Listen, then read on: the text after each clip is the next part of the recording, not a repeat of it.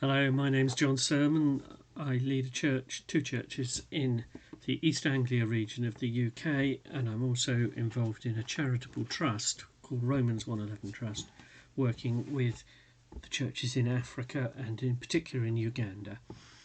And one of the things I believe God led me to do was start recording short messages of encouragement way back at the first lockdown from this COVID pandemic, because the circumstances we're all facing are such that, frankly, we need encouragement.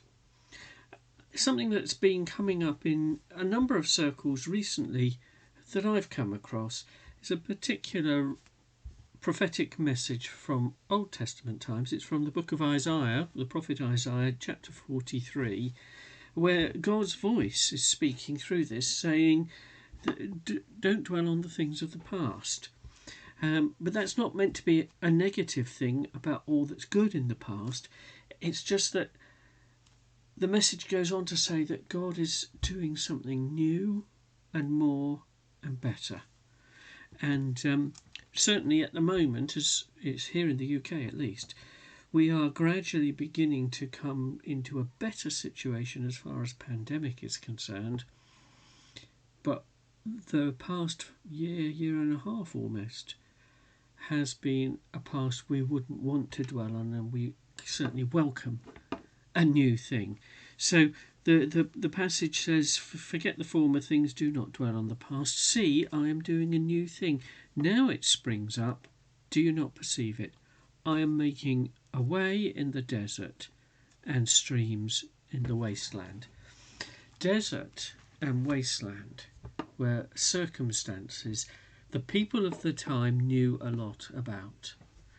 And the idea that a satisfactory way through a desert and streams of water in a desert or a wasteland would be a real encouragement to them. And sometimes we don't see it straight away, and hence the prophet's words, do you not perceive it? God's words through the prophet, that is, of course. And so, as things stand now, we may find it difficult to perceive, but for some of us at least, those who've had the vaccinations, that we're just coming up to step 3 of lockdown easing, there are a lot of circumstances that are beginning to look a little bit better.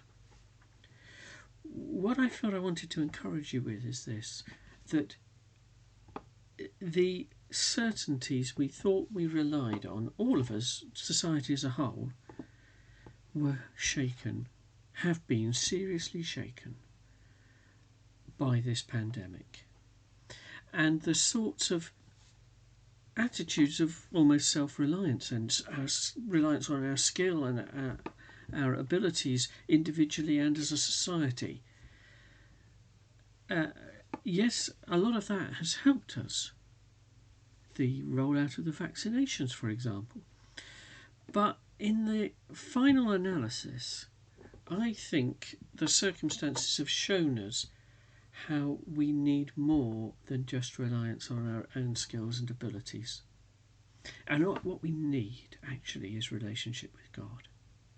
And as we are beginning to come out of the pandemic situation, God's voice saying, I'm starting a new thing that's going to be like streams in the desert and a pathway through the wilderness, that is an encouragement I want to offer to you. Now, if you don't yet feel you have any relationship with God, perhaps you're not even sure God is real, I want to tell you that some of the caricatures that society assumes are so wrong. And we may have an image of God like a schoolmaster looking down disapproving.